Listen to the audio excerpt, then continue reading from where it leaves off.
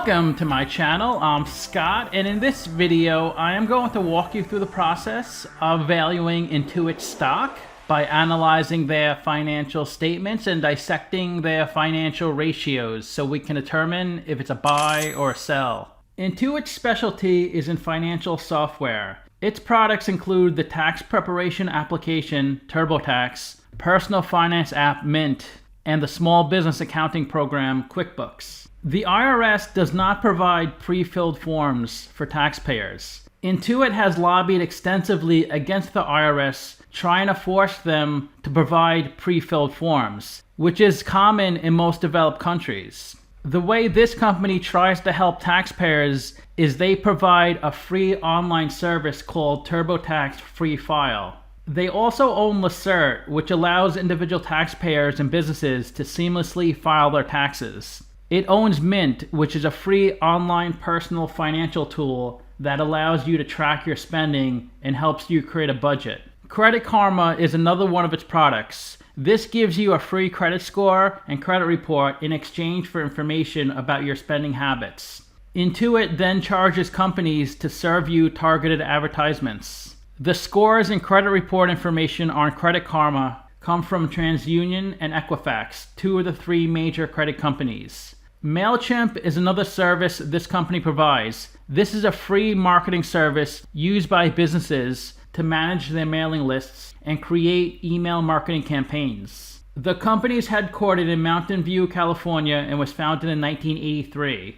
It trades on the Nasdaq, Deutsche, Borse, Mexican Bolsa, Xetra, Vienna, EuroTLX, Sao Paulo, Berne, and London Stock Exchange. Let's get started with the model. This is a large cap company, 184 billion market cap. They're trading at $6.50 a share, and they have 283 million shares outstanding. Let's look at their financials. The way you value a company is you estimate the free cash flows into the future, and then you discount those numbers back to today's value. That's what we're doing in this video. And free cash flow is cash flow from operations minus capital expenditures. Their free cash flow looks really good, growing from 2.2 billion to 3.2 billion. Net income is the profit or loss on the income statement. It's revenue minus expenses. And that also looks really good, growing from 1.6 billion to 2.1 billion. Revenue is the sales for the company, and that grows every year from 7 billion to 10 billion. This is the company's income statement. The top line is the revenue, the sales. Below that is the cost of revenue. These are the expenses directly related to generating the revenue. Revenue minus cost of revenue gives you your gross profit, and that grows a lot from 5.6 billion to 8.5 billion. They have really good gross profit margins. Below that is their operating expenses, and these are all the expenses not directly related to generating the revenue. Gross profit minus operating expenses gives you your operating income, and that grew from 1.9 billion to 2.5 billion. It was a little higher in 2021 compared to the trailing 12 months. Below that is the interest they pay in their debt. Then below that is other income and expenses. These are all the gains and losses not part of their core operational business. And below that is their pre-tax income, then their taxes, and then the bottom line of the income statement is their net income, which grows every year from 1.6 billion to 2.1 billion. So they have a really good income statement. This is the income statement from their latest quarterly report. This shows us the 3 months ending 10/31/20 versus the 3 months ending 10/31/21. Their product revenue grew a little bit from 370 million to 400 million. But their service revenue grew a lot, from 1 billion to 1.6 billion. So their total revenue grew from 1.3 billion to 2 billion. A bulk of their revenue is from small businesses and self-employed. That's 1.4 billion. The products that make up this 1.4 billion are QuickBooks Online and QuickBooks Desktop. I started to use QuickBooks Desktop the first few years I ran my business. Then I switched over to QuickBooks Online. Online is better because you can update the information on any computer. With desktop, you have to be on the computer that has all the information. They also offer payroll solutions, credit card processing, and they do financing. They provide loans to small businesses. In the consumer segment, that's 120 million. That's pretty much flat from the third quarter of 2020. This includes TurboTax and their Mint program, which helps people track their finances. Credit Karma was 418 million, and in Pro Connect was only 26 million. This revenue is from professional accountants in the US and Canada. This revenue comes from the products Lacert Pro Series, Pro Connect Tax Online, that's in the United States, and Profile, and also Pro Tax Online in Canada. Here's a different breakdown of their revenue. QuickBooks Online Accounting was $519 million. Then other online services were $326 million. QuickBooks Desktop was $267 million. And then desktop services and supplies is $331 million. And this also lists Consumer, Credit Karma, and Pro Connect. Here's a breakdown of their expenses. $15 million from the cost of product revenue. Those are great margins. That's a good thing about a tech company. They have amazing margins. The revenue was close to $400 million, and the cost of revenue was only $15 million. Cost of service was $387 million, and the revenue was $1.6 billion. The margins were a lot better in the cost of product. These are still great margins. Revenue of $1.6 billion and cost of revenue $400 million. That's like a 75% margin. They have to do a lot of advertising, $550 million in selling and marketing.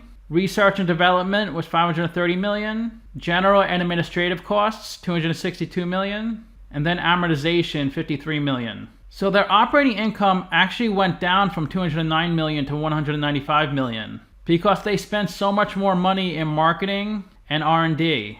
They spent $7 million of interest on their debt, and their net income was $228 million. That's up from $198 million in the same time period in 2020. This is the company's statement of cash flows. The top line is operating cash flow. That's how much cash the company generates from its operational business. You could think of operating cash flow as net income converted to cash, because net income is your accounting profit or loss. It's not actual cash. So they generated the most cash flow in the trailing 12 months, almost $3.4 billion. That's a lot of cash to work with. They don't spend much in CapEx, about $130 to $150 million a year. Operating cash flow minus CapEx give you your free cash flow. Since they have lots of free cash flow, they do pay a dividend, which is not common with a tech company. And another way to reward shareholders is to buy back stock, which they do a lot of. $500 million in 2019, $300 million in 2020, $1 billion in 2021, and $1.3 billion in the trailing 12 months. When a company buys back common stock, it decreases the shares outstanding and makes your shares more valuable, since you have a bigger piece of the pie. They did add a lot of debt in 2020, almost $3 billion, but they paid down a lot of debt in 2021, and they paid down some debt in the trailing 12 months. This is their operating cash flows from their quarterly report. This shows us the 3 months ending 10/31/20 versus the 3 months ending 10/31/21. And the way you calculate cash flow from operations, you start with your net income, then you have to add or subtract the non-cash items on the income statement, then adjust for changes in working capital. So we start with the net income of $228 million. We have to add back the $45 million in depreciation. We have to add back amortization, add back $280 million of stock-based compensation. We have to minus deferred income taxes. And then we have to adjust for changes in working capital. They extended $21 million of credit. That's a cash outflow. They paid for items on credit. That's a cash outflow of $107 million. They have $212 million of accrued compensation. So the end of this company's reporting period was 10/31/21. Say they pay employees on the first of the month. So November 1st, they pay their employees. So as of 10/31, they're in debt to their employees. That's accrued compensation, or sometimes it's called accrued salaries. This is the money their employees earned at the end of the reporting period, but they haven't been paid yet. So this is more of a timing thing. Eventually these things get cleared out, but at any given point in time, the company's going to owe someone money, or someone's going to owe the company money. So this bottom part are the changes in working capital, and that was a negative $444 million. So that brought down their operating cash flow. Even though they reported an accounting profit of $228 million, they only generated $145 million of cash flow, mainly due to all these big negatives in changes in working capital. It was the same thing last year. They had an accounting profit of $200 million, but only generated $45 million of cash flow. But if we look at the next quarter or the previous quarter, we might see cash flow a lot higher than net income. Here's their cash flow from investing and cash flow from financing sections. In cash flow from investing, it starts with purchases of corporate and customer fund investments. That was an outflow of $257 million. And sales of corporate and customer fund investments, that was an inflow of $1 billion. And maturities of corporate and customer fund investments, that was an inflow of $123 million.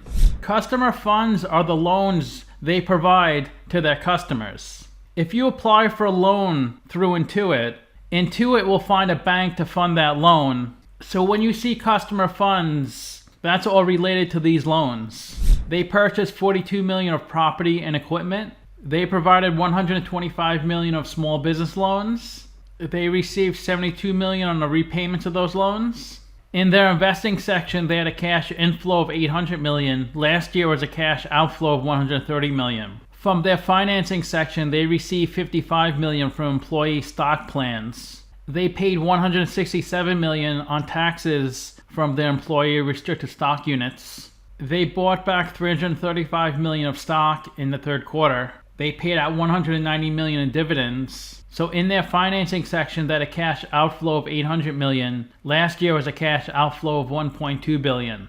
This is the equity section on their 1031 balance sheet. They have $10 billion of equity. They raised $11 billion from selling their business. They bought back $13 billion of common stock. And they profited $12 billion from running their business. Let's look at the capital structure. They have $10 billion of equity, $2.5 billion of debt. They're 80% equity, 20% debt. And their net debt is negative $743 million. So they could pay off all the debt with the cash on their balance sheet and still have $743 million of cash left over.